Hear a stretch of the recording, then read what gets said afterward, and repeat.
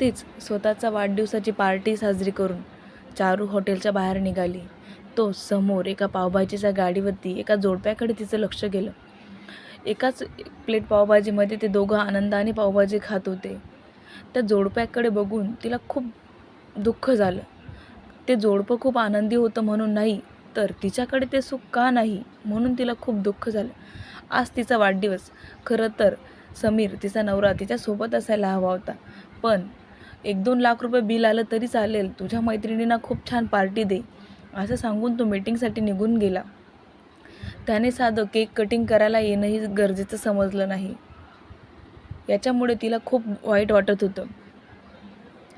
श्रीमंत मुलगा बघून तिने त्याच्याशी लग्न तर केलं, पण त्याचा फक्त पैसाच तिच्या वाटेला येत होता. तो नाही ना त्याचा वेळ तिला मिळत होता. कधीतरी पैशांपेक्षा आपल्या आवडत्या व्यक्तीचा वेळ